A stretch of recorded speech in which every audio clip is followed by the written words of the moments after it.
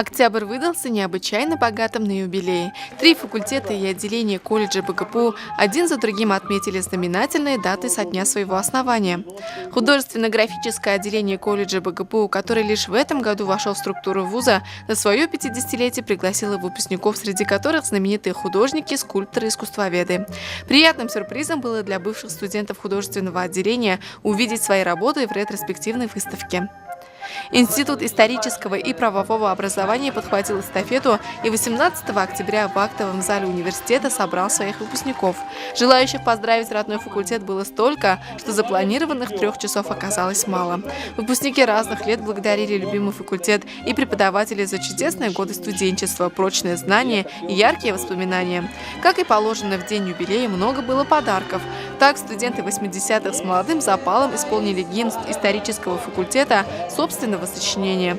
Но самый большой презент на 40-летие сами себе преподнесли студенты и сотрудники института. Летом 2013 года в Филипповском курганном могильнике в Вилецком районе Оренбургской области они нашли золото сарматов. Большая чаша с золотыми монетами стала достоянием не только института, но и всей мировой культуры. Именно с этим событием и станет ассоциироваться 40-й юбилей Института исторического и правового образования.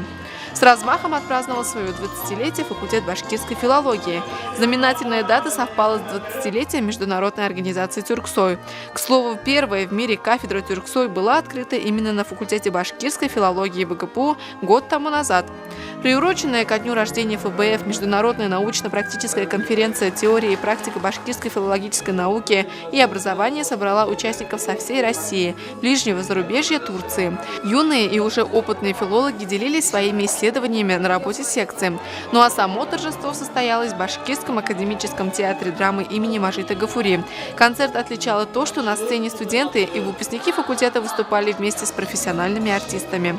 Всем любителям искусства факультет подготовил подарок – посещение спектакля «В ночь лунного затмения» в исполнении актеров Башкирского академического театра имени Мажита Гафури.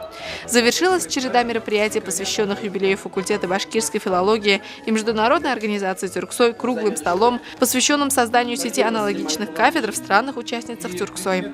Финишировал в эстафете юбилеев, естественно, географический факультет.